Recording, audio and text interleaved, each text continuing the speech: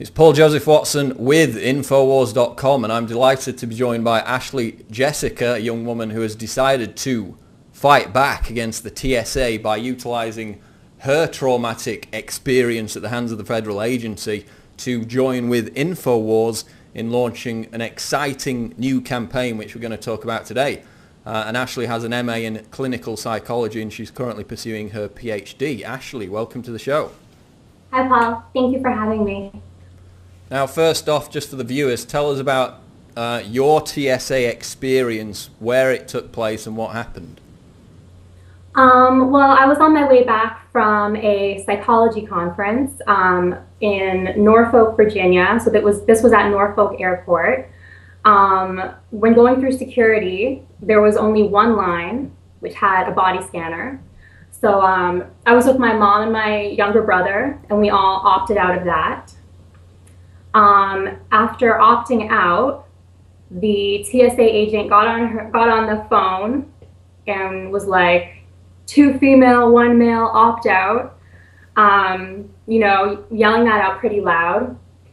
And so they called 2 other TSA agents, one pretty, large gentleman, and another female TSA officer.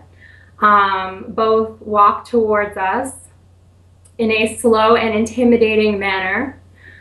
At which time my brother was taken off to one side to be patted down, and then I was taken to another side. And when we said initially that we were going to opt out, the TSA agent said, "Well, you realize you're going to be patted down," sort of trying. I guess it sounded intimidating to me. And so yeah, I was taken off to one side to given a pat down. The TSA agent ordered me to turn around in a very mean and intimidating tone of voice. She's like, "Turn around, spread your legs, like separate my legs."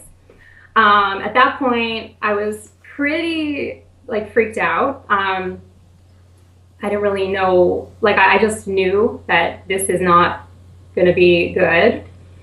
So I turned around, I just turned my face to her and I said, "Can you please describe to me what you're about to do?" At that point, she described the pat down procedure and she said, "And I'm going to be touching your breasts, crotch, and buttocks with the backs of my hands." And then I turned back around and I said, "You're going to be touching my what now?" And at that point, she gave me a very, dirty look, essentially, stared at me. And then she called for another TSA agent to come, who she said was a supervisor. And she told the supervisor that I was giving her a hard time. And I said to the supervisor, she just told me that she's going to be touching my private parts, which is illegal, And this other TSA agent, who I don't even know if she was a supervisor, because, you can see later on in the video, we end up meeting an actual TSA supervisor, so I don't know. But she told me she was going to watch and make sure that everything was okay. So we proceeded with the pat down. When she got to my behind, she pressed on it very hard with the backs of her hands, and I jumped forward. And I was like, "Oh my gosh, what are you doing?" And the most disturbing thing about this pat down, the first pat down, was that when I asked her, "What are you doing?" the second time she pressed on my backside, she said, "I'm gonna have to do this over and over again until you don't flinch." And she told me, "I told you I'm gonna have to be touching the back, your private parts with the backs of my hands." Or yeah, so her and the other TSA agent basically told me that if I didn't continue, I was not going to be permitted to fly. And I said, "I'm not going to continue with this type of treatment." And yeah, at that point, they told me that I wasn't going to be flying that day. And I was pretty much on the verge of tears. And that's when my brother started filming. And can you delete that, because you're not legally able to actually have me on your phone? So can you delete that for me, please? I'll blur your face out if you like. She told me otherwise. You cannot She's your record supervisor? me, but this is my right now. So I'm telling Could you please just don't. ask? No, he just videotaped me.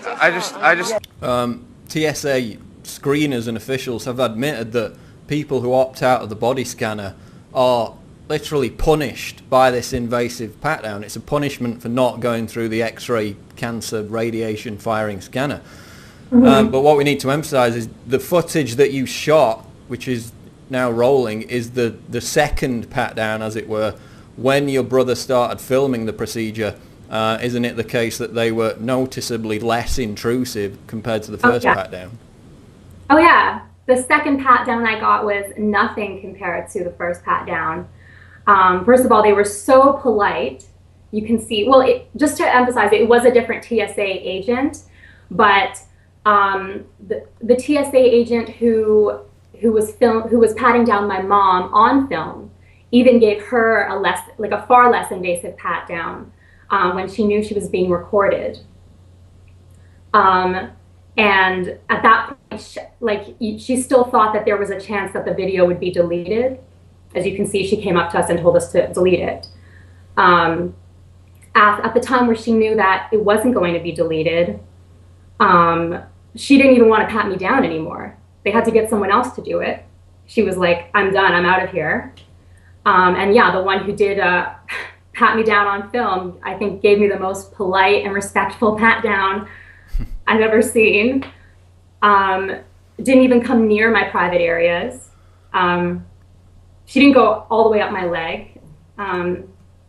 Yeah, and when I was done, I was trying to tell my brother, like, this is not what happened before. This is like a completely different thing. You know, they were like putting on a performance. And then was it the TSA agent that conducted the pat down, or a separate one that threatened to take you to court? They wanted to get your name and take you to court over filming the procedure. Yeah, the agent who gave me the first an invasive pat down was the one who threatened to take me to court. Even though on the TSA's own website it says TSA does not prohibit the public from photographing, videotaping or filming at security checkpoints. That's their own policy, and yet they're intimidating people, threatening to take them to court if they do film the pat down. And obviously the difference between the first pat down, which wasn't filmed, and the second one, which was a world of difference. Yeah. Which is the whole point of what we're going to talk about today. But I wanted to get your take just before that on the psychological perspective, because obviously you've studied in that field. Recently we had the bizarre new TSA policy of testing drinks purchased by travellers after they've already passed through security, you know, as they're in the departure lounge waiting to board their flight.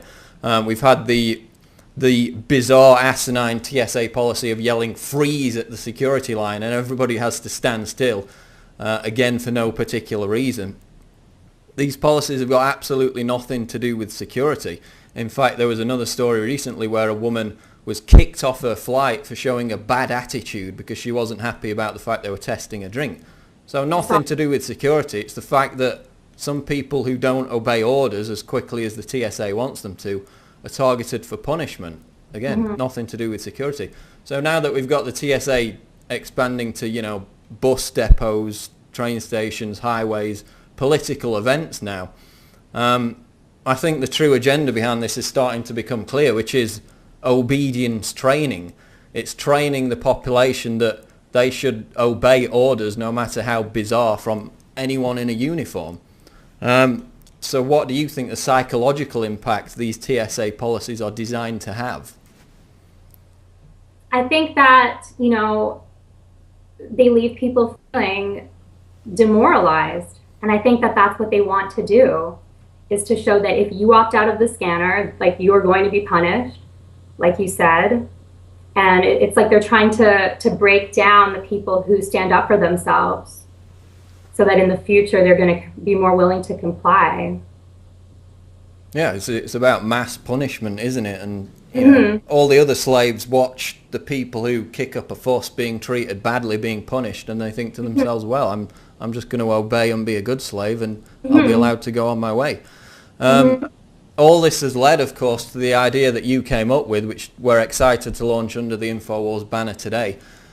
We had the National Opt-out Day back in November 2010, which generated huge headlines, caused national embarrassment for the TSA.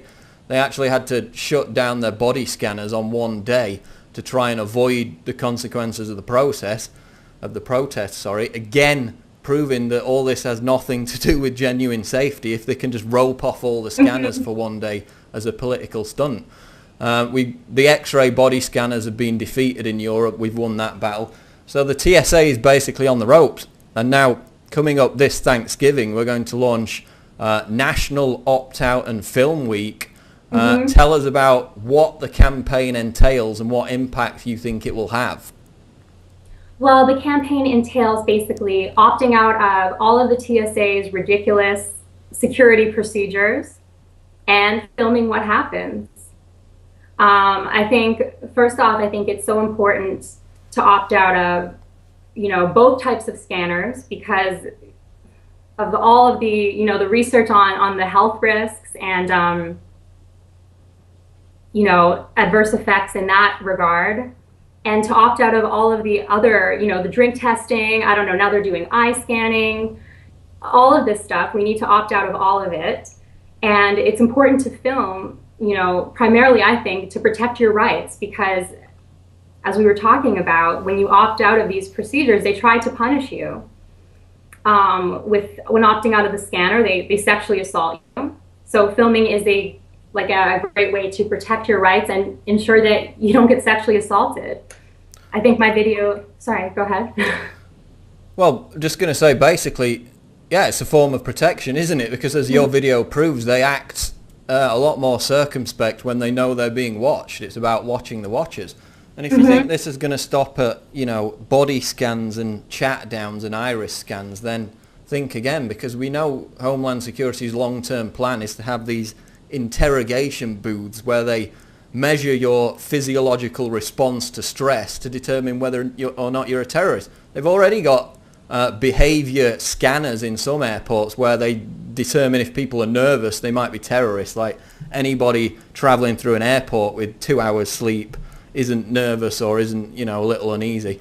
So that's where it's heading towards. They were even talking about taser bracelets at one point. I mean, God, having people sat on a plane with taser bracelets in case anyone misbehaves and everyone gets a shock. It's ridiculous the way it's going. As we've documented, it's expanded way outside the airports. So it's time to get back in their faces and say we're not going to tolerate it, because that kind of behaviour is the only thing that stops tyrants from carrying through and making this worse and worse. What's interesting though is, the Republicans have made noises about defunding the TSA. Whether that comes to fruition or not, we'll wait and find out. But it's certainly the perfect opportunity to put pressure on them, because obviously it coincides with the election in November. So basically it's a massive opportunity for grassroots activism to have a great impact once again. We saw the success of the National Opt-out Day campaign. We saw the powerhouse Drudge Report drive that campaign, and of course Drudge routinely links to our TSA articles on a regular basis. So obviously all these videos that people take in airports and other areas, remember the TSA are at train stations, ferry ports and everywhere, they're all going to be posted on Infowars.com. And obviously that's going to create a lot of news stories for my benefit, which undoubtedly some of them will be linked on the Drudge Report. So we're talking about millions of viewers being exposed to this campaign, with the TSA's reputation, already in tatters. They recently had to launch 18 new Twitter accounts as part of a desperate PR campaign. So, it's getting bad, and a good measure of that is the fact that I made a satirical video yesterday based on a South Park episode where the TSA is at public toilets conducting cavity searches. And what was shocking was some of the people who didn't watch the video said, "Oh my God, I knew it was bad, but not this bad." They actually believed that the TSA were conducting cavity searches at public toilets. The fact that they're ready to accept that that might be true just shows how far down the road we are with the TSA. So we're going to pin down more details on this over the next few weeks as it snowballs. But Ashley, any more closing comments on this TSA campaign that we're going to launch? I just, I think that this is a really great opportunity, for everyone to put their anger towards the TSA into action, and for us to send a message to the TSA that, if they want to continue to sexually assault and abuse people and violate our rights, that they're going to be put on display for the world to see. And in terms of just more details about the campaign, it'll take, place over the course of a week, and we just encourage everybody who's traveling or who comes in contact with the TSA, outside of an airport, whether at a subway or who knows wherever they're going to be at that time, to film. And for those who aren't traveling or who aren't, coming in contact with the TSA, they can still participate in this event by going out to airports and handing out flyers to travelers going into the airports to notify them of what's taking place. So I encourage everyone to go to Infowars.com to look out for more information on the Opt Out and Film Week campaign. You'll be appearing either here on my channel or on the Alex Jones Show as things develop. And we're really excited about this Opt Out and Film the TSA week that's going to take place during the course of Thanksgiving and hopefully generate as much attention as the 2010 National Opt Out Day protest. Thanks for the time, Ashley. We'll be sure to speak to you again. Thank you. Okay, thank you for having me. And if people want to get in touch with me, you can follow me on Twitter at Ashley Jessica, and I'll be tweeting about this event up until it happens and throughout the week. So. Okay, thank you. Thanks for having me.